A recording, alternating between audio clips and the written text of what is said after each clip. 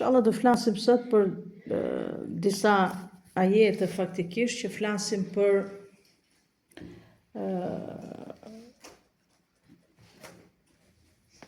Daudin a.s., profetin Daud a.s.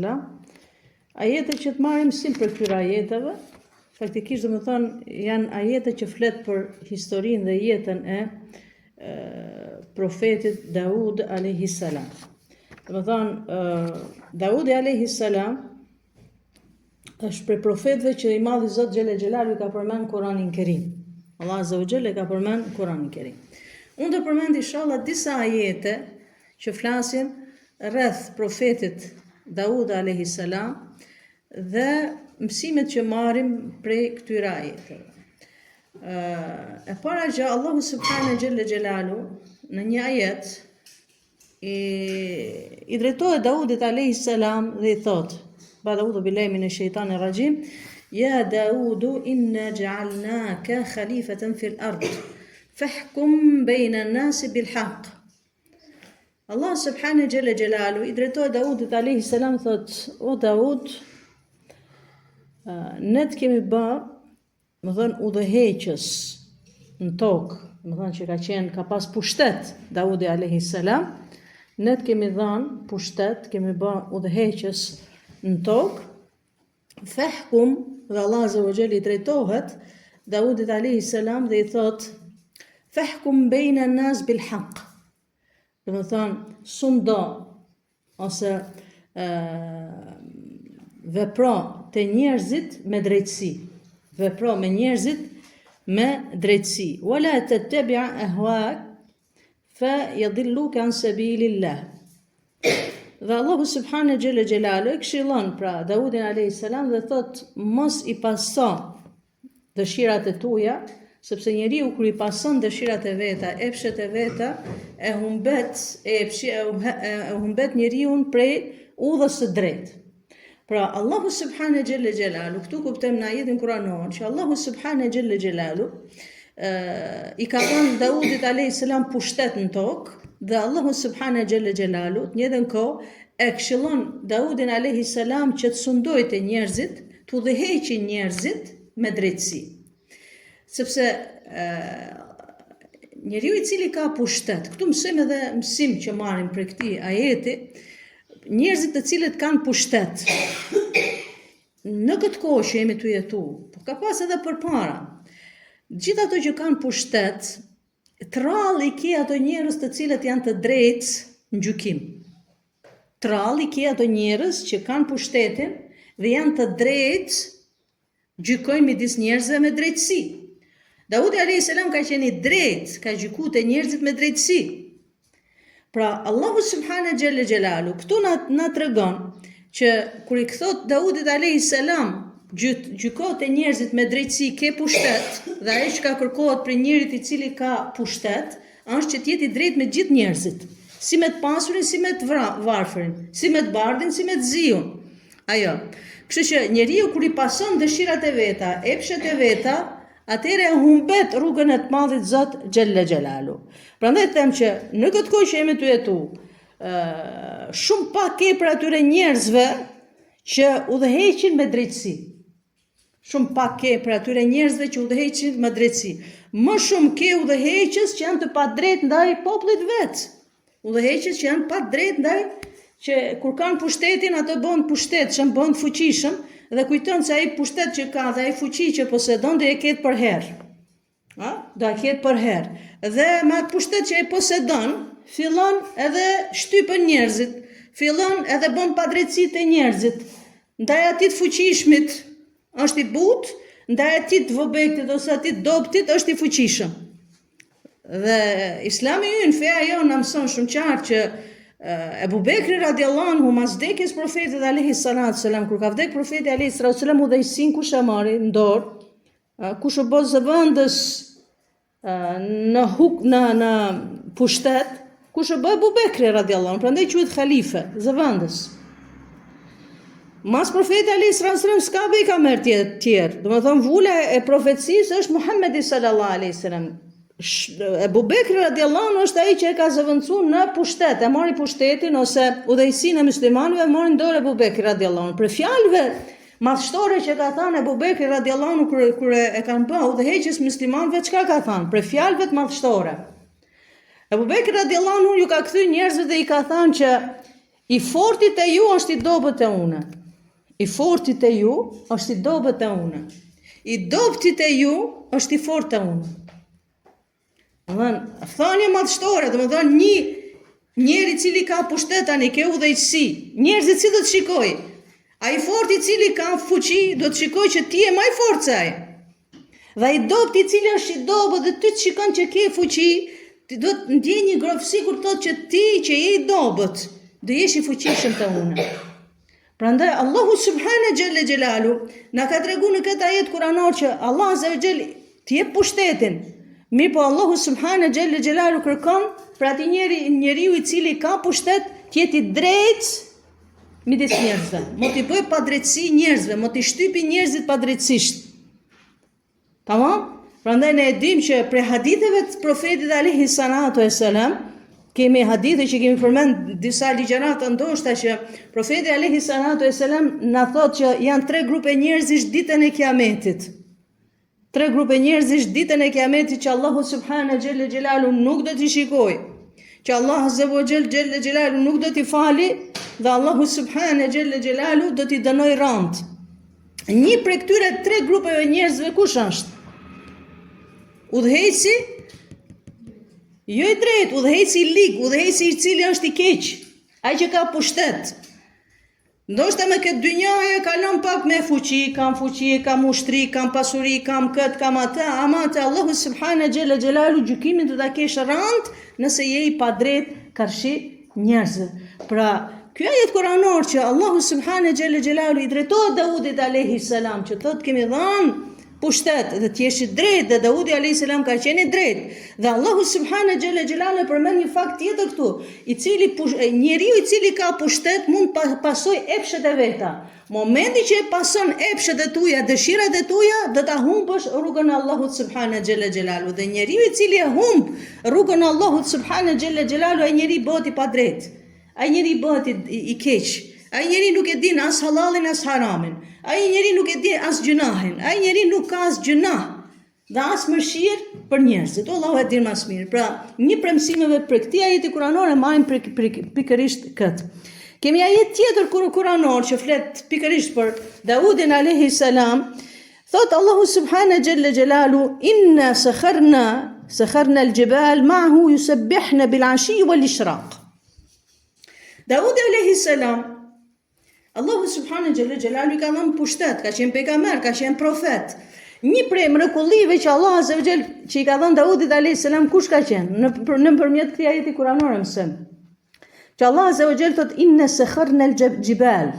Ne kemi bërë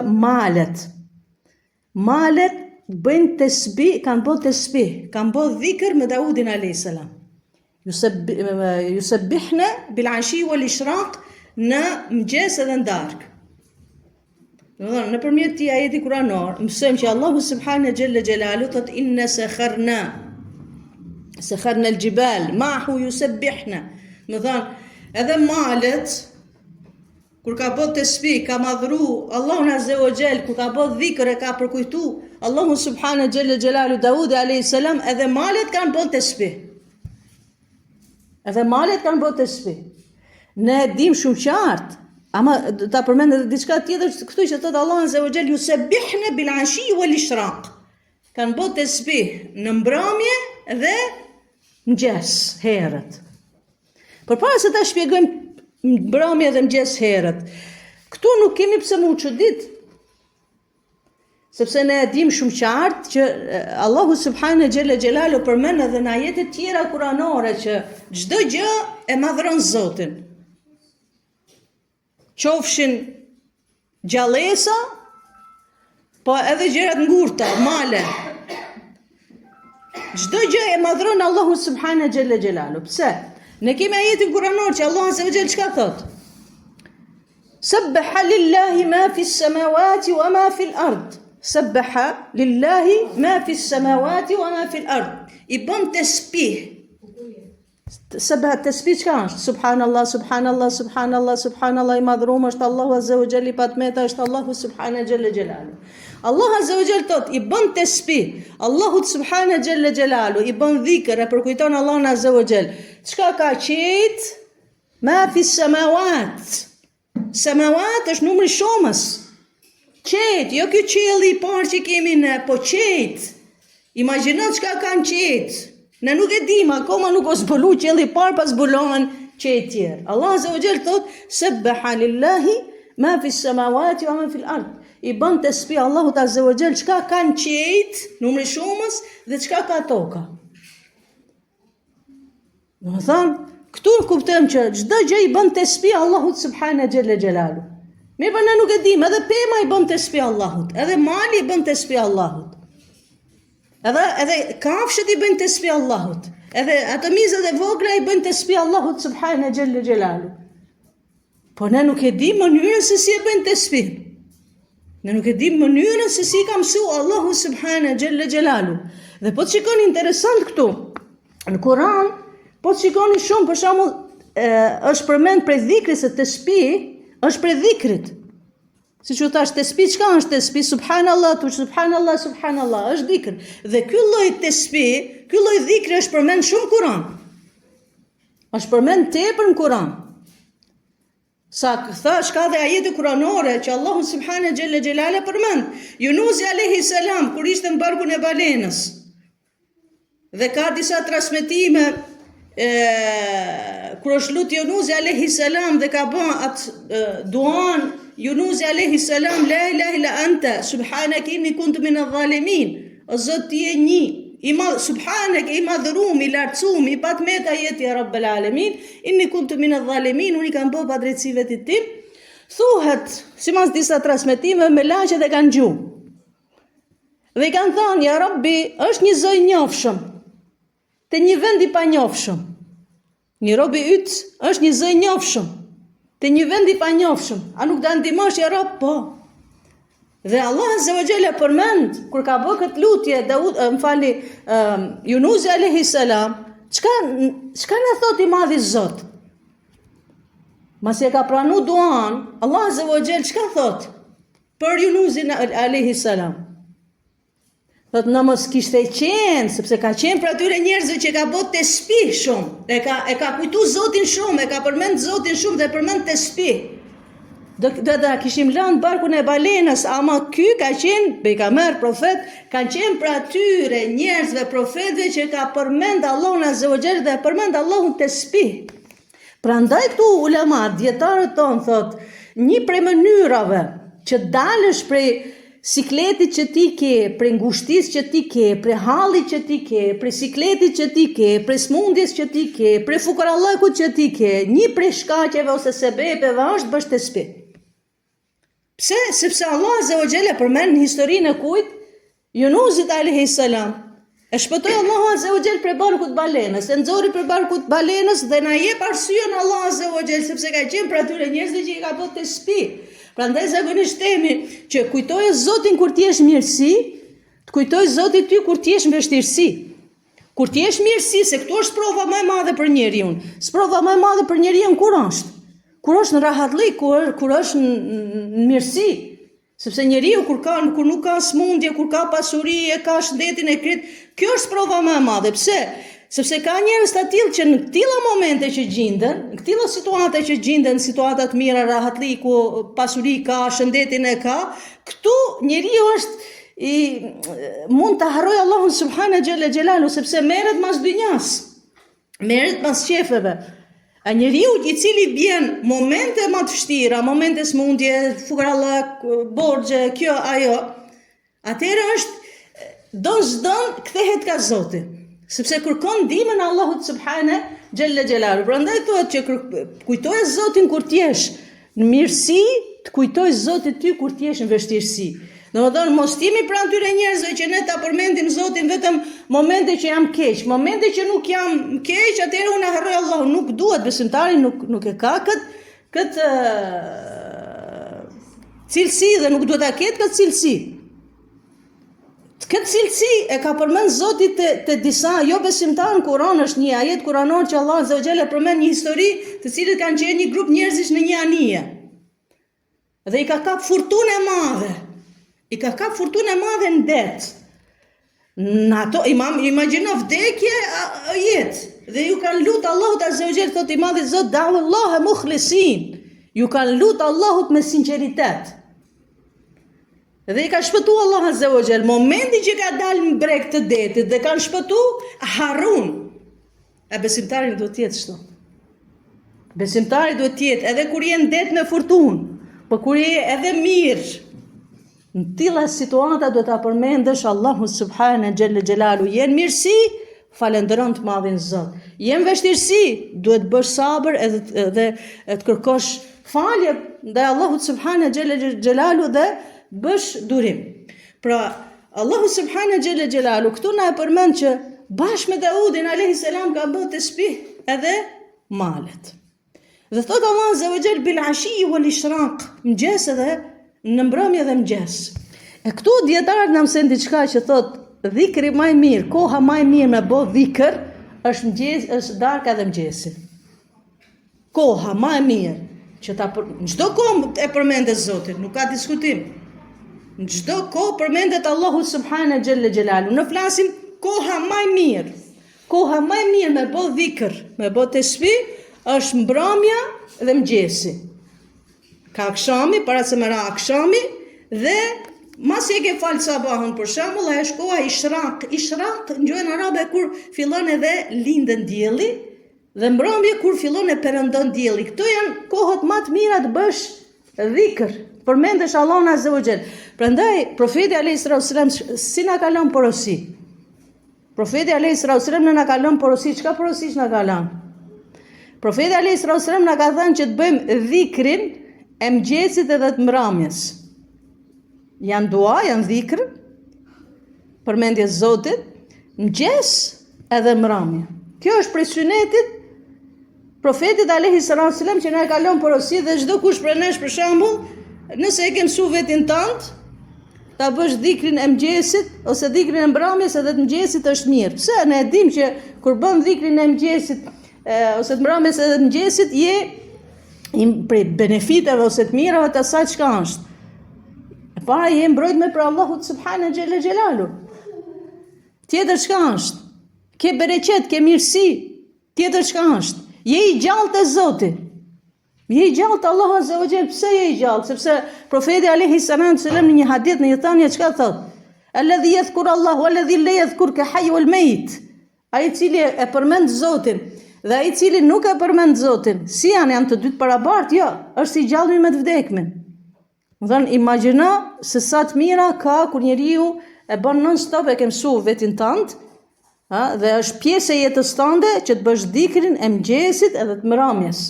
Dhe Allahu subhanahu xhelle xhelalu pra në këtë ajet kuranor thot yusabbihna bil ashi wal ibkar wal ishraq, m'falni. Yusabbihna bil ashi wal ishraq. I kanë bërë tasbih Allahut në mbrëmje dhe momentin e mëngjes kur lindet dielli. Tash mësim tjetër ka dhe ajete tjera që na mëson Allahu subhanahu xhelle xhelalu në historinë e Daudit alayhis salam. Kush është? Thotë Allah azza wa jall, në historinë e Daudit alayhis salam është ajet tjetër që thotë wabtaghi fima ataka Allahu darul akhirah. Wala tansa nasibaka min ad-dunya. Allah azza wa jall e urdhnon ose e këshillon Daudin alayhis salam, gjithashtu na këshillon edhe neve në këtë ajet kuranor, që thotë merr atë çka duhet ty për në ahiret, punosh për në ahiret, punosh për botën tjetër, punosh për dynjan tjetër, nuk ka diskutim. Punosh për atë dynja që është e përhershme. Punosh për atë dynja që vetëm do të fitosh inshallah mirësitë e begatitë Allahut subhanahu xhelle xhelalu. Mirë, po në njëjtën kohë Allah azza wa jalla thot wala tansa nasibaka min ad-dunya. Nasibaka min ad-dunya, dhe thot mos e harro si themi ne kismetin që kemi këtë dynja. Domethënë balancë. Nuk, shiko, është gabim kur njeriu thot për shembull mos më ka ç'duhet këtë dynjaja. Është gabim kur njeriu thot mos ka ç'm duhet dynjaja. Kesa sa dush të tillë njerëz. Ke njerëz të cilët të thonë, mos ke dynja kur as i gjas është. E vërtet. Mi po Allahu subhanahu xhella xhelalu çka thot? Mos e harro kismetin tënd. Ka pru Zoti me këtë dynja me jetu. Ka pru Zoti me këtë dynja me shiju të mirat e kësaj dynjaje, ato të mira që Zoti t'i ka bo halal, dhe ta lesh atë gjë që Zoti ta ka bo haram. Dhe gjëja më e bukur është kur i kërshëton njëri këto dyja, të cilët punon, jeton, se shiko, ahiret pa këtë dynja s'ka. Si do shpërblehesh në atë dynja nëse s'punon me këtë dynja? Nëse punon hajër me këtë dynja, do shpërblehesh mirë në atë dynjan tjetër. Ama nëse njëri ju punon keq me këtë dynja, do shpërblehet keq në atë dynjan tjetër. Kjo dynja është urlidhse për dynjan tjetër. Tamam? Dhe më thonë, këtu, i feja jonë, islami jonë na bën që të kemi një balans midis dynjas tjetër dhe kësaj dynjaje. Nuk thot njeri i leje këtë dynja, se Allahu subhanahu mos t'i japësh shumë rëndësi para ahiretit. Mos bëj kjo dynjaje që ta harrosh ahiretin. Kjo është ajo çka kërkon islami jonë. Po jo të harrosh dhe këtë dynja dhe mos kesh punë me këtë dynja. Se mos kishim punë hiç me këtë dynja, Allah azza wa jall nuk ka pru ligje. Pse ka pru ligje me këtë dynja? Ka pru ligje çka është halal me hangër, çka është haram me hangër, çka është halal me vesh dhe çka është haram me vesh. Ka pru ligje si do të cillet buri me gruan dhe gruaja me burrin. Ka pru ligje si do të cillesh me këmshin. Ka pru ligje si duhet punosh. Ka pru ligje ai që është pronar duhet ja japi hakun punëtorit. Ka pru ligje të tilla që Allahu subhanahu xhella xhelalu ligjet e fejesës edhe të martesës, pse që të ketë një mbarvajtje të kësaj dynjaje. Ketë mbarvajtje kësaj dynjaje, pastaj i Madhi Zot çfarë thot në një ajet tjetër kuranor, çka thot? Pse i boni haram të mirat që unë i kam zgjedhur për njerëzit. Më thëmë, pse i boni haram të mirat në këtë dynjë që i kam zgjedhur për njerëzit. Më thënë, ato të mirat që janë të mira me këtë dynjë do t'i shijosh. Po si që thash, këtë dynjë do ta bëjmë urlidhse për dynjan tjetër. Do më thënë, jeton me këtë dynjë për të korr në ahiret. Mbjell me këtë dynjë që të korrësh në ahiret. Jeton në këtë dynjë që të fitosh në ahiret. Allahu e di më së miri. Prandaj në këtë ajet kuranor ne kuptojmë atë që Allah azza wa jall ka bërë balans, ne jep një balans midis dynjas tjetër dhe kësaj dynjaje. Mi për i ka dhënë përparësi dynjas tjetër në fillim. I ka dhënë përparësi në këtë ajet kuranor. Allah azza wa jall çka thot? Wabtaghi fima ataka Allahu darul akhirah. Ka përmend një herë botën tjetër. Dhe pastaj ka përmend këtë dynja. Që përparësi për ty, dhe prandaj do të kemi përparësi për ty është dynjaja tjetër. Pastaj kjo dynja. Prandaj thotë e dytën e ka thënë wala tansa nasibaka min ad-dunya. Wahsin kama ahsina Allahu ilayk. Dhe bëj mirë, përfundon kjo ajet kuranore thotë bëj mirë ashtu siç ka bërë Zoti mirë për ty. Domethënë, çka kuptoj me këtë që bëj mirë ashtu siç ka bërë Zoti mirë për ty. Si kuptojmë këtë ajet kuranor, këtë përfundimi i këtij ajetit kuranor? Domethënë, bëj mirë, siç ka bërë Zoti mirë për ty, bëj mirë dhe ti. Allahu subhanahu xhella xhelalu i don, Allah azza wa jall është i mirë. Allah azza wa jall është Rahmanur Rahim. Allah azza wa jall është furnizuesi. Allah azza wa jall është ai mbikëqyrës sikret, nuk ka diskutim. Allahu subhanahu xhella xhelalu si thon dietarët, ashtu siç i ka cilësitë e bukura, cilësitë e mira, dëshiron që dhe besimtarit i ketë cilësitë e mira. Më thonë, nëse Allahu subhanahu xhella xhelalu furnizon, ke ajetet kuranore që thot Allah azza wa jall jep për asaj që unë të kam furnizu. Më thonë, unë të kam bot mirë, të kam dhënë, dhe ti duhet t'japësh për asaj gjë që unë të kam dhënë. Ajo. A e kuptoni këtë ajet kuranor që shtek? Tamam? Pra përfundon kështu ky ajet kuranor, Allahu Teala e di më së miri. Merë. Këto ishin disa ajete që i zgjodha faktikisht ke historia e Daudit alayhis salam, sepse ka shumë ajete tjera që flet rreth historisë Daudit alayhis salam, mësime që marrim. Po inshallah në herë tjetër do flasim inshallah.